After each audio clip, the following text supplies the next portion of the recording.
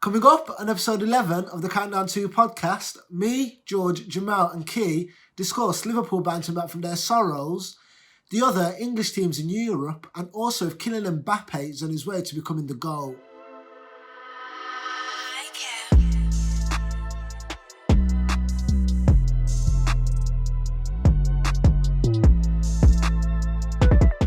Yeah, I'm here with George and Jamal. Keenan couldn't make it with us today, but yeah, let's start straight away. I want to start with Liverpool, Jamal.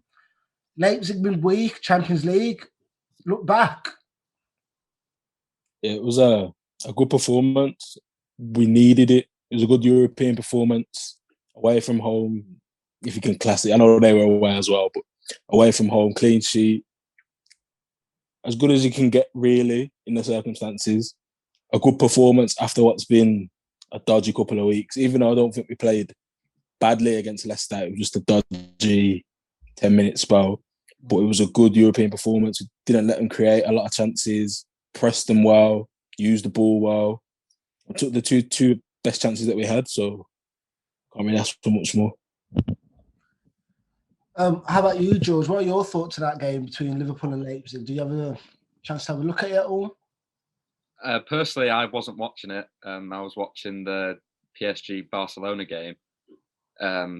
But from what I've seen, I just thought Liverpool needed a game like that. I expected more from Leipzig, though, to be honest. Like, when we played them at home, obviously we beat them 5-0, and they didn't really offer much then.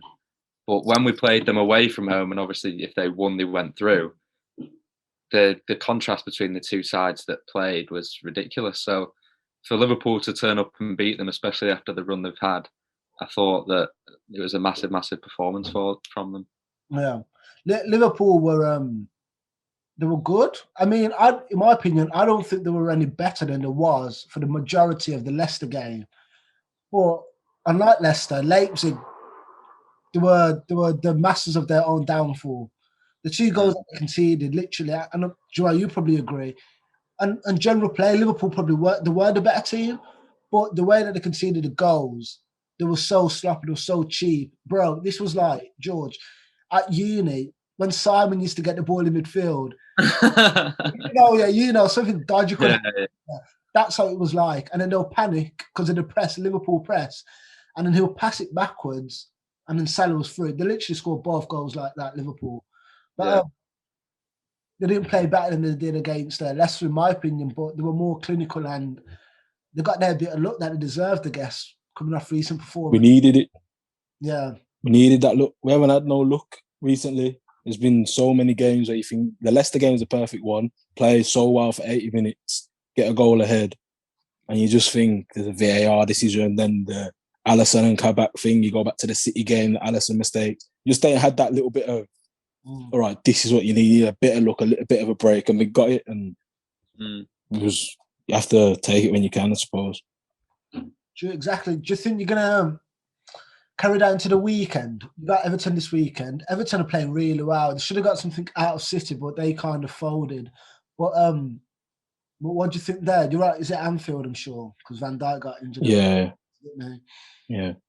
I'm confident. I always go into Everton games, especially at Anfield, confident. I don't know. It's hard, to say form goes out the window for a derby and all them cliches, but I'm confident, especially after the way we performed last in midweek. The clean sheet for Alisson, hopefully that can give me a bit of confidence. Kabak played well at the back. Hopefully he can build on that. Trent was good again. Hopefully he can build on that after a iffy couple of games. There should be a bit of a bounce. Thiago was good. Curtis Jones was good. Mane was in the goals again. There's no reason for a performance to dip in midweek at the weekend from midweek. Put the Leicester game out to bed. That was the last league game. Forget that. You've won a game in between.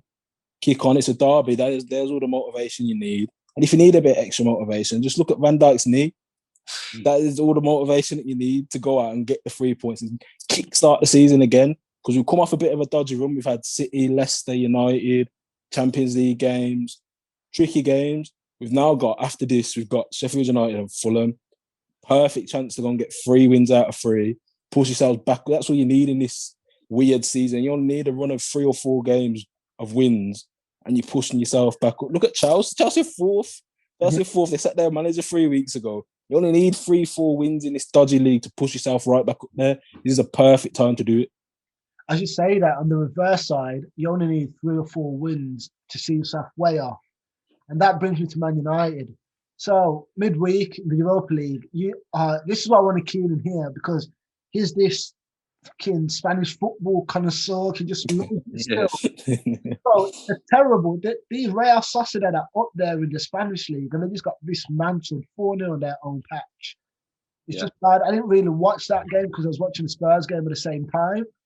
But just looking at the scoreline, I mean, it doesn't look like you guys. Anyway, moving on. I want to move on to and you guys. What I wanted to get on from that Tottenham and was that Liverpool got easier Mourinho games in general. Up. I don't want to start with this year. I'm just going to let the United fans start with Mourinho, and I'll just chip in later. What do you think about his time at Spurs, boys? Yeah, well, Ollie said before the game that he wants us to be a lot more quicker in attack, and I completely agreed with him, because it just felt like over the past few games that we played, obviously we didn't have the best results, drew to West Brom, just scraped through against West Ham, even though they set up behind the ball. But everything in those games was just so slow, and you could tell that when we started the game that was a massive intent of what we needed to do was to attack quicker. Obviously, Dan James starting as well, I was ready to pull my hair out, but he was good. I actually have no complaints about his performance. I feel like against teams that play with a high line like Sociedad did, he's going to exploit that space, because in the Prem, no matter what team we play against, unless it's obviously one of the big six, teams are going to sit back and he's not got space to run into. And when he gets the ball in front of a defence, he don't really know what to do with it. So him playing with space in behind is a perfect game for him. And yeah, Sociedad, they were really poor. Like, they had a few chances at the start of the game, but as the game went on, United just took control. Even though we were counter-attacking, it always felt like we had control of the game. But was it just in terms of quality or tactics? Maybe Ollie just set up correctly? A bit of both, because they had chances, and Januzaj had a chance. David Silva had a chance as well, but you could tell like age isn't on his side anymore. Like, he's not got that sharpness. And then Bruno, obviously best player on the pitch. Big game for him, away from home, Europa League, and him and Rashford probably our 2 best players. I seen that you mentioned Bruno actually. Yeah, I see it on Twitter yesterday. Since he's joined United, he's got 1 less goal contribution than Lionel Messi. Yeah, that's crazy, bro. He's getting Messi numbers. This guy. Yeah, I think it's like 58 games in all competitions and like 52 goals and assists, which is absolutely mental. Crazy for a midfielder. Yeah, highly impressive. If United somehow pip City to the league title and they win the Europa League, Bruno for Ballon d'Or? No, you can't win the Europa League, win the Ballon d'Or. And the Prem though, as a double. So no, and the obviously not. Obviously, no. You can't be in the Europa League and win the Ballon d'Or. It don't work like that. So what if someone wins the Champions League? I agree. Someone wins the Champions League and then they win the league. What, Bruno should win it because he won the Europa League? I didn't say that. I was saying the dialogue going. Maybe Premier League Player of the Year, with or without the Prem, maybe. But Ballon d'Or, you're doing far too much.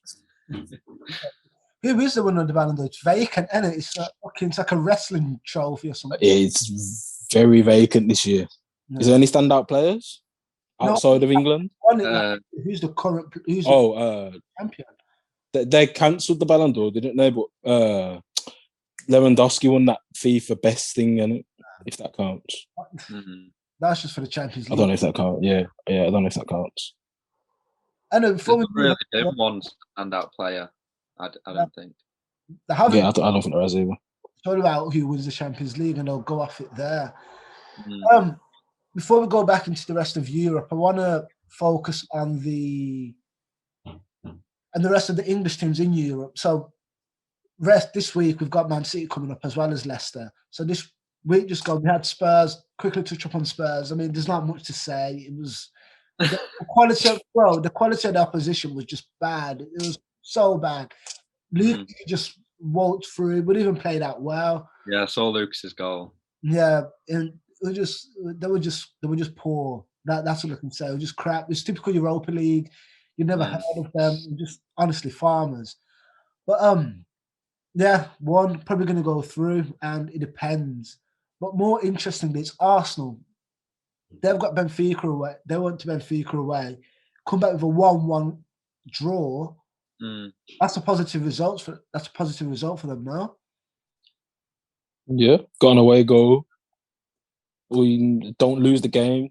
Get an away goal. You can't really obviously run a win, but it's not the worst result. Is it back at the Emirates, or are they not allowed to play it in England? They're going back at the Emirates. Yeah. You'd expect them to go through. Benfica aren't what they were a few years ago. They've got Otamendi and Vertonghen playing centre. They're not anything to fear. They should get through that.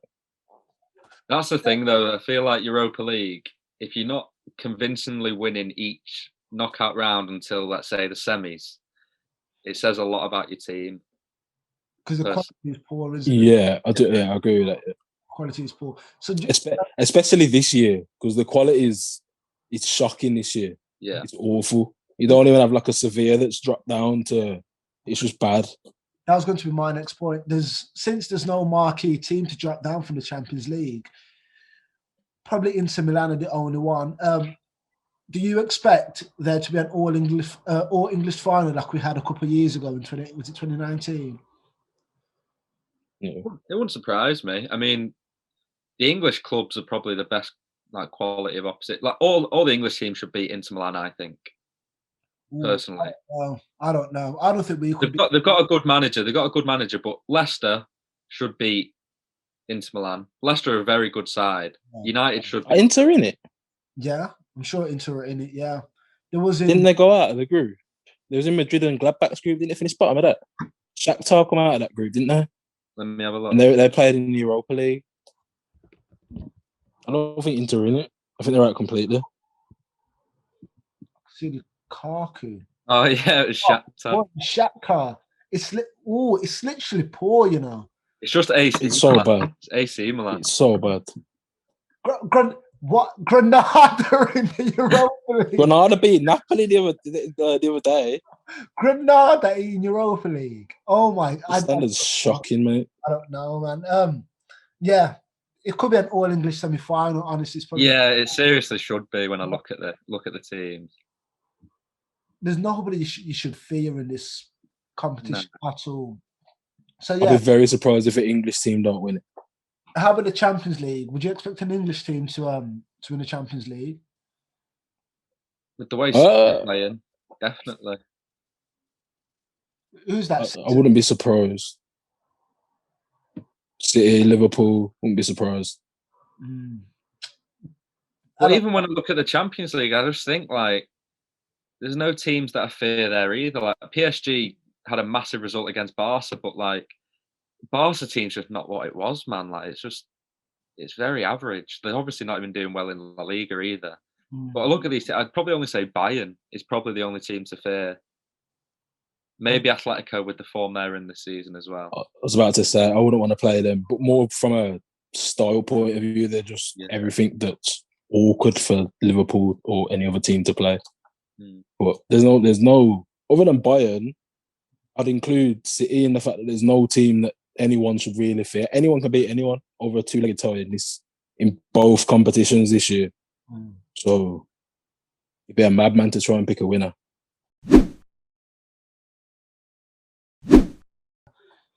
But my question to you guys is Mbappe already the best player in the world? If not, who is?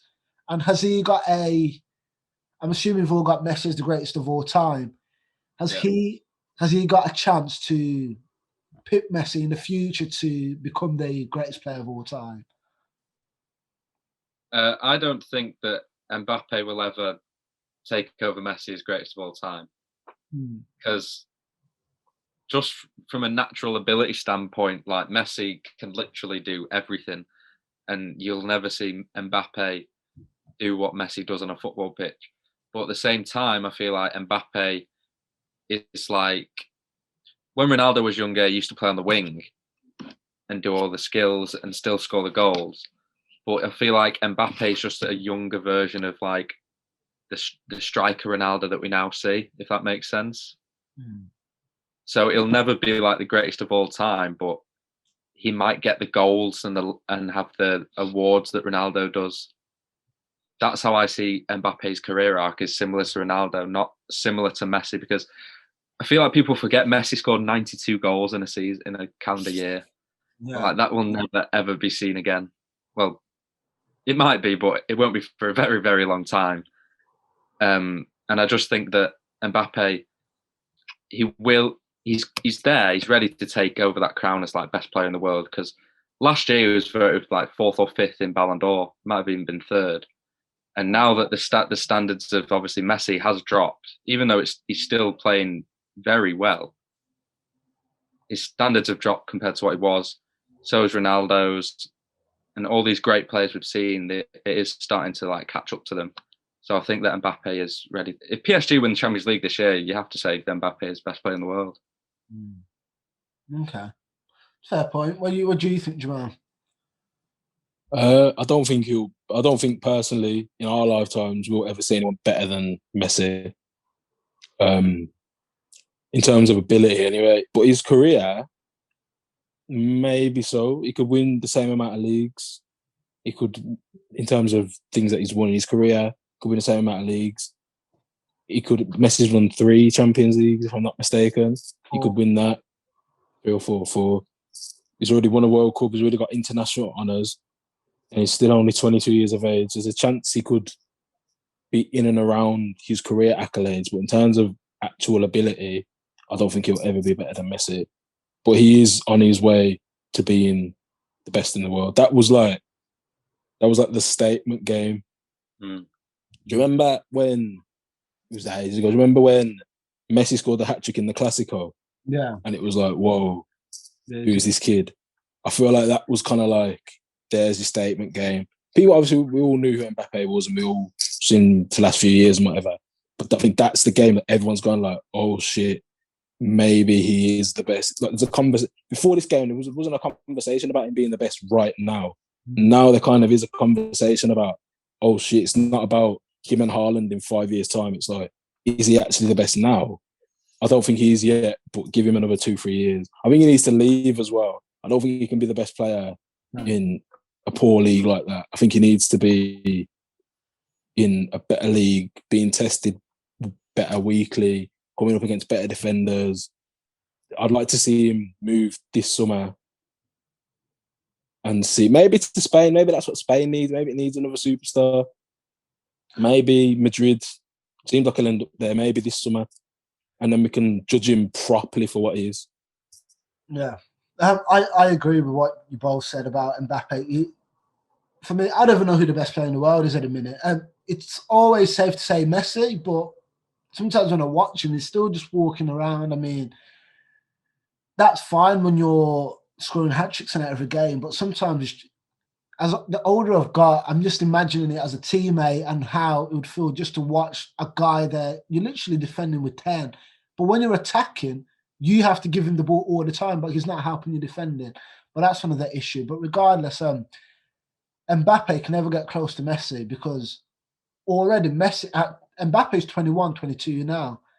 Messi at 22, 21, he'd already won the Ballon d'Or like twice, I think. When he scored that hat-trick against Real Madrid, he was 19 years old. Like, it was crazy. And Messi at this age was scoring 50 goals a season, 60 goals a season. It was just a regular occurrence. And for me, playmaking is Messi's best ability. It's not even goal scoring. So Messi's just the greatest of all time. And yeah, so I wrote down in this docket as well, if you could give me your top 5 greatest players of all time, and that'd be a good way for me to wrap it up on the football part.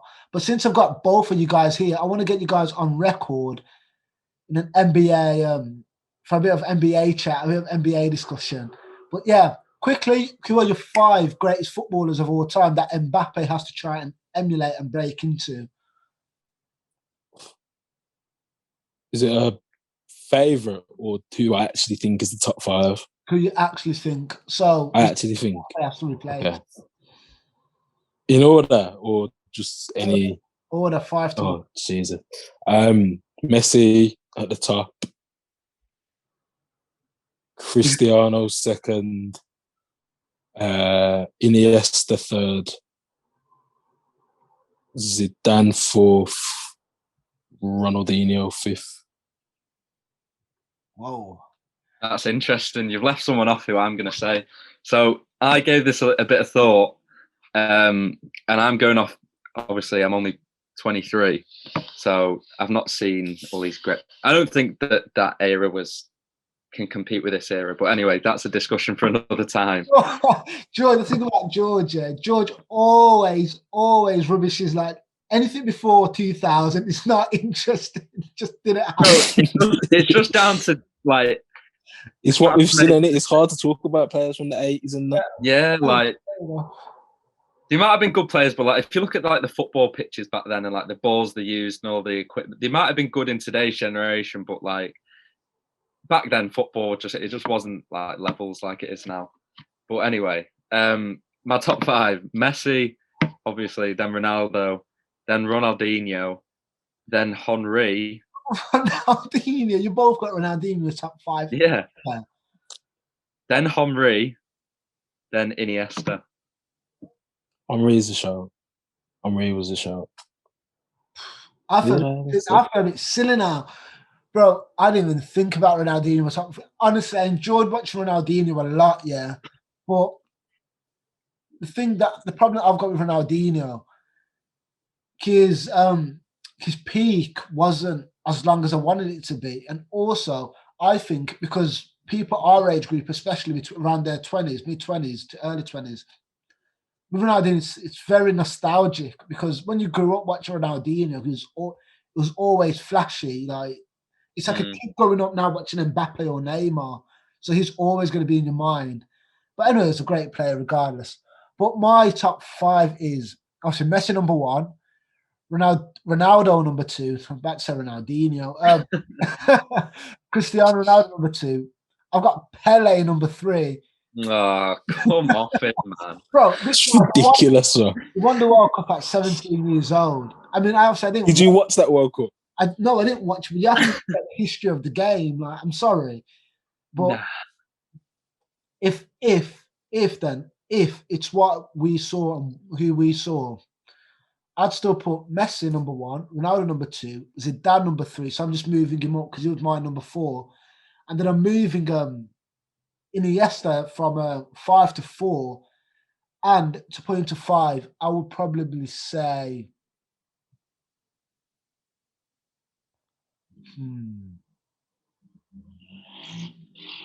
I'd probably say Sergio Ramos. No, I'm joking. That is a wild chat. I don't mean that. I was saying that off pure accomplishment. That is not Ramos, a defender who can't defend. Come on. God. No way. I'll be lying to myself if I said Sergio Ramos after all the criticism I've given him over the years. Yeah, I was gonna say. I'll just be safe. I'll say Xavi. So Xavi and Iniesta, and so Xavi, Iniesta, Zidane. Not even Henry. Henry don't get a shout. He's up there, but bro, people talk about him as the best Premier League player ever. Yeah, and then after the Prem, he went to Barca and won Champions League with Barca. Like, but Barcelona, he was a guy. He was a role player at Barcelona. He wasn't really. It doesn't matter though. Doesn't matter that much. In terms of accomplishments as well. If you're asking me to be to pick the best 5 Premier League ever, yes, but not of all time. I have Brazilian Ronaldo ahead of Henry. Yeah, exactly. Yeah. Same. I'll do the same. And the reason why I haven't got Brazilian Ronaldo in this is similar reason to why I haven't got Ronaldinho in this. I just don't feel like his prime was long enough. And especially with Brazilian Ronaldo, I've got a bit of sympathy with him because of his injuries. But yeah, anyway, that's all for the football part. After this, we're going to have a little break and then we're going to come back and discuss the NBA. And we're back. So I'm back with Jamal and George again, this time to discuss the NBA. So yeah, let's get straight into it. I want to start with the All-Star ballot that's been revealed. So the coaches and the players voted, and also the fans voted for their starters, and that got combined to give us our All-Star teams, well, our All-Star starter teams. So starting off in the West, LeBron James is captain again for the 4th year running. So ever since it started, he's always been captain. But that shows his popularity within fans. So yeah, for the West, we've got at point guard Stephen Curry, shooting guard Luka Doncic, Kawhi Leonard, LeBron James, and Nikola Jokic. For the East, we have got Kyrie Irving, Bradley Beal, Kevin Durant, Giannis Antetokounmpo, and Joel Embiid. Guys, do you guys think that we snubbed anyone? Should somebody else have been started on the East or West? Jamal, I'll let you go. Yeah, I think Dame. I'm not sure about the East. I think the East is fine, but the West, I think Dame should have a bit of a grievance ahead of Luka. Luka's had a good season. He has had a good season, but the Mavs aren't particularly playing amazing stuff at the minute. They are struggling, a bit inconsistent. I think maybe it's a bit of a brand sort of thing. Obviously, I know the fans and stuff have a big impact on the voting this time around, but I do think there's a little bit of a push behind a bit of a brand. They want him to be the next star of the NBA, and I think there's a little bit of that in the thought process. But it's not. Other than Dame, I don't really think anyone else can have many complaints. How about you, George? Yeah. At first, I had no problems with it at all, but just before we started this, Jamal obviously pointed out Dame, and I thought, has Dame even been playing that well? I've not seen many highlights like normal. Obviously, Dame, CJ McCollum's been injured recently. But Luke has also had Kristaps injured as well for the main portion of the season so far. But then obviously I looked at the records, and Portland are 4th in the West and Dallas are 10th. So yeah. I can kind of see why you two think Dame should have a bit of a grievance towards not starting, because he should start. Don't say us two. I'm fine with how it is. That's you like Luka a bit too much, so I had a feeling. I'm a fan though. What he's averaging, why I'd start him over Dame is because of his playmaking and his rebounding. So his assists and his rebounds are assists. I think Dame's averaging 7, Luke's averaging 9. But in terms of rebounds, it's night and day, and they're averaging around the same points. But I was reading up on it actually yesterday about the All-Star voting, because quite a lot of people had a bit of a grievance about Dame not starting over Luke, because if you look at the metrics, so shooting percentages, etc., and the record, like you said, George, Dame is much higher. But it came down to, if I remember correctly, the coaches' votes and the players' votes. Dame was second in guards, so they were all behind Steph Curry. Steph Curry was the number 1 guard. So yeah, Dame was second behind Steph in players and coaches, but that means 25%, 25%. But the fans, who equal to 50%, think it was actually number 1. So Curry was number 1, and Doncic was number 2, and Dame was number 3. So the tiebreaker was how many fan votes were there, and Luka Doncic got 500,000 more than Dame. So in terms of fan voting, it wasn't close, and that's what it came down to.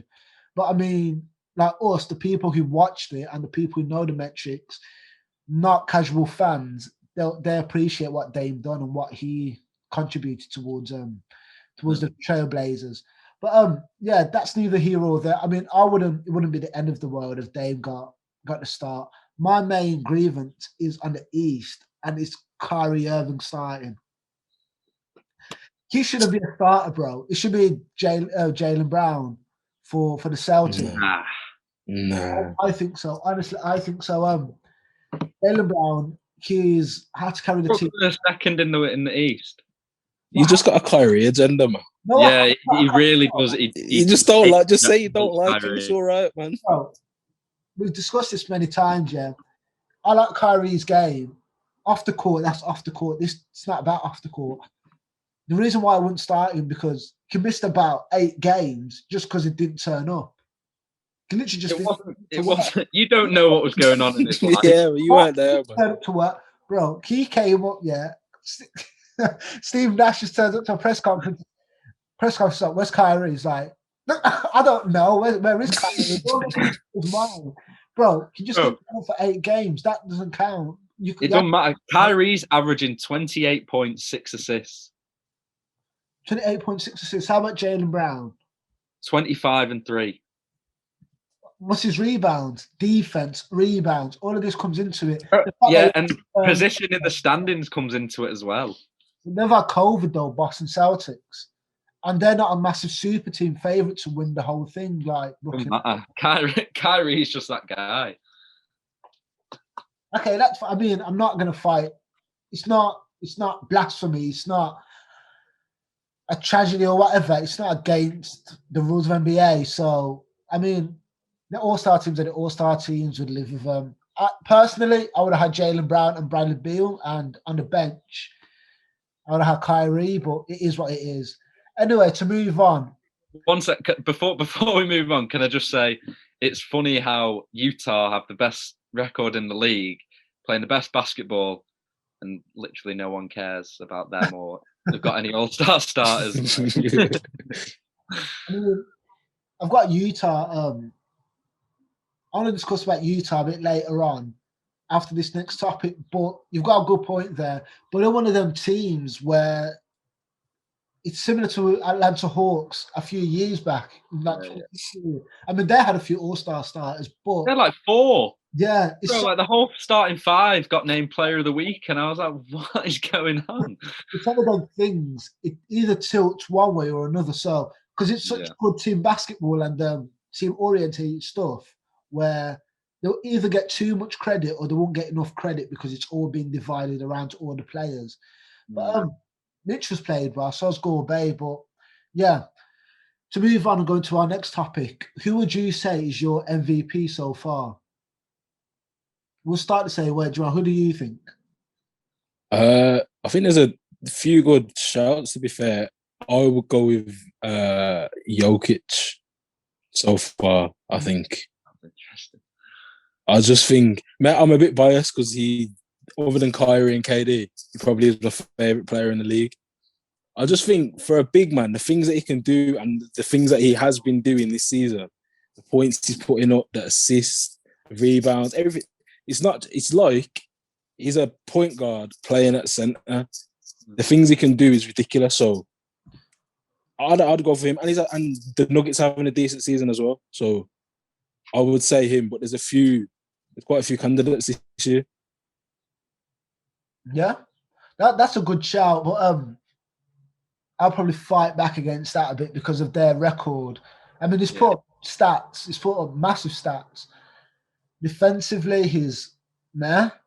I mean, a lot of teams would seek him out and try and attack him. But he's put up massive numbers. But yeah, it goes on to Denver's record, which is a bit sad because if you look at somebody like who's my MVP, Joel Embiid, in the East, he's playing much less competition. So obviously their standing is always going to be higher than Jokic, which is a bit unfair. But obviously that's the NBA for you. Joel Embiid is averaging 30 points and 11 rebounds with like 3 assists. 3 assists is okay for a big man. I mean, it's not Jokic, but it's still pretty decent. And defensively, he's a monster, bro. This guy, he'll block shots. I mean, he'll rebound. He'll do everything. I mean, he's got a chance to win Defensive Player of the Year. The only thing that would probably go against Embiid is the fact he's only played 24 games this season.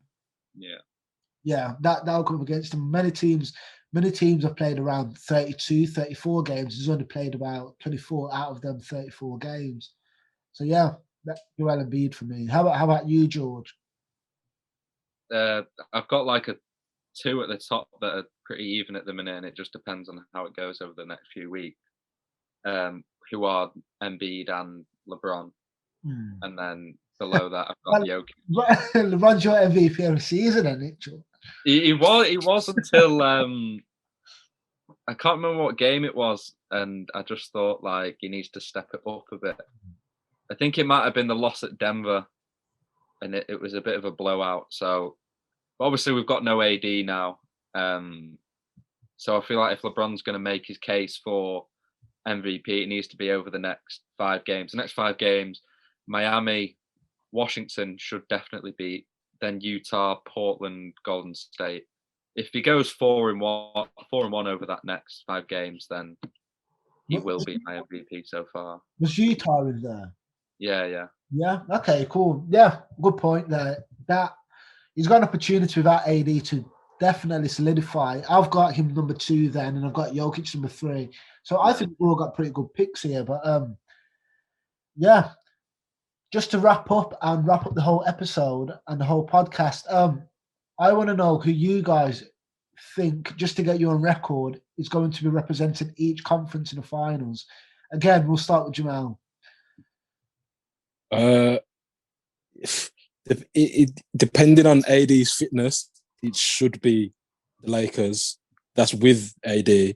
Without AD, I don't know who comes out of the West. If there's no AD, I think it's such an even playing field. There could be 2, 3 teams, 4 teams that could look at it and be like, we can beat anyone in the best of 7 series. I'd go the Clippers with no AD and the Lakers with AD. The East, the Nets should come out of the East. Will they come out of the East? They should do. I'd say the Lakers and the Nets. That's the ideal final for everyone, I think. The Lakers at the West, Nets at the East, I think. You want to go next, George, or should I? I'll go, yeah. I think Lakers will come out the West.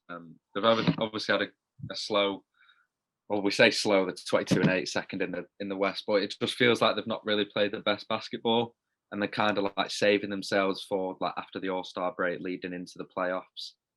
So I think Lakers will come out the West. In terms of the East, it'll be between Philadelphia or Brooklyn, because I want to say Brooklyn, but if they come up against Philly in the conference finals, I just think it's a really tough matchup for Brooklyn. Obviously, no one's going to guard Embiid.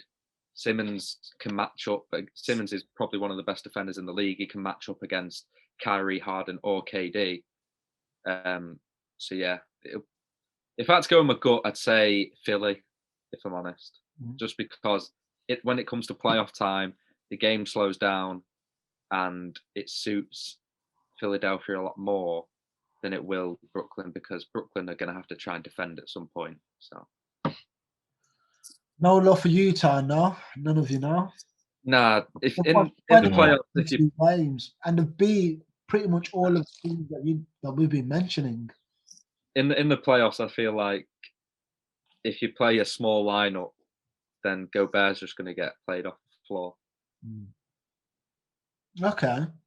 Why did you not consider them, Jamal? Well, I just think as the playoffs go on, certain players are going to start to rise, and that's where you're going to see the best players turn up. And I just don't.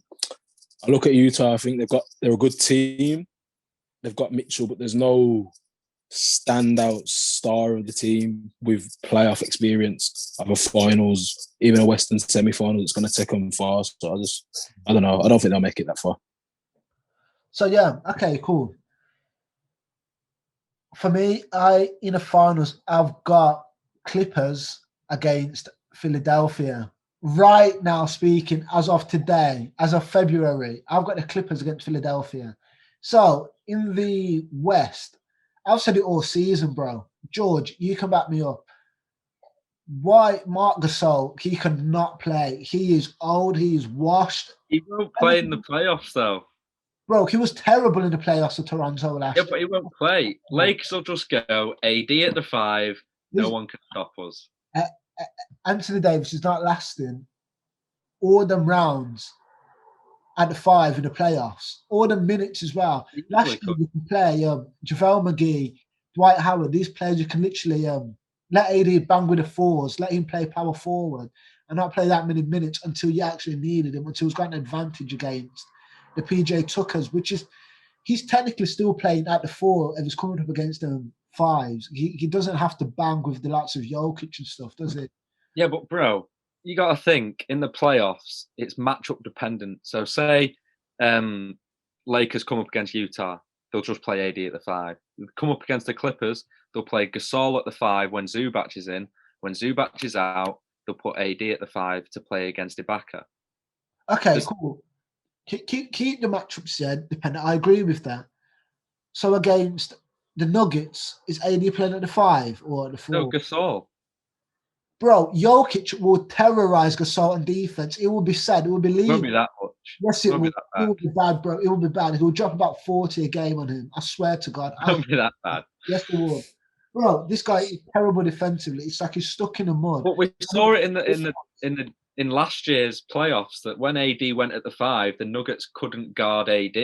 You can't think, oh, we can't guard Jokic. He can't guard AD, so. But with the Nuggets, bro, last year Dwight Howard was defending Jokic. Yeah. No? Only until like crunch time. Then it went to crunch time. Lakers went, okay, we'll put AD at the 5. Game over. Series over. 4-1, 4-2, whatever it was. I don't know. Me personally, I don't think Anthony Davis, even the way he's looked this season, the injuries have just started to mount up. I don't feel like, yeah, I agree. If, let's say he stays fit and he's at a 5 the whole time. In an ideal world, he stays fit. Yeah, they can make a run to the finals, but I don't believe that he can stay upright for 5 rounds or 4 rounds, however many there is, for them to win a championship with Anthony Davis exclusively at a 5 with limited rest.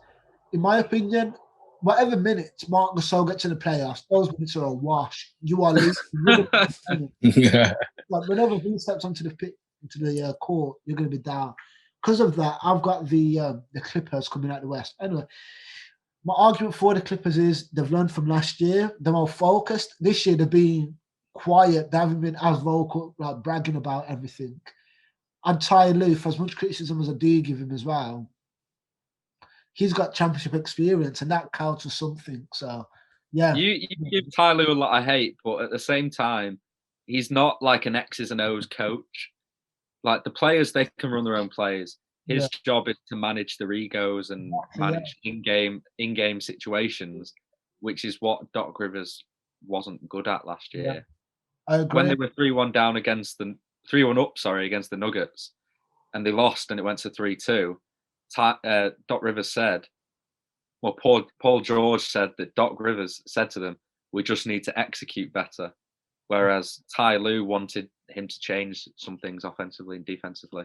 Yeah. But yeah, it makes for an exciting playoffs this year. It's a lot more exciting this year than it is last year because I don't think Miami will get to the finals again this year. Like, yeah, and speaking right now as well, the reason why I picked Philadelphia over Brooklyn. I mean, Brooklyn have got the highest upside in the thingy in the whole league. If it clicks, bro, it's over for everybody. It could be like Golden State, where they literally just waltz their way through to the championship, and nobody can do anything, no matter what defense you play. But yeah, I pick Philadelphia over them, probably because of Joel Embiid. There's nobody who can guard Joel Embiid in that team. They can't guard anybody anyway. And to guard KD, there's only one man in the league I think can guard KD, and they've got him, and that's Ben Simmons. So, yeah, in my opinion, that's why I favour him right now. Nobody else. But when you say guard KD, well, like, bro, he's not going to. Yeah. No one can guard him. It's like you can limit him to certain things. Yeah. 28 points, 27 points, 32, 33. Yeah. Which is a massive difference in the playoffs. Yeah, exactly. Yeah. So, yeah, that's it for episode 11 of the Countdown 2 podcast. Thanks for you guys for coming through as always, bro. And, yeah, until next time, check Jamal out with his details down in the description below. Same for George. And, yeah, don't forget to like, share, and subscribe. And also follow us on Spotify under nixiermedia.com. And also nixiermedia.com, sorry. Yeah. Okay, cool. Peace, boys.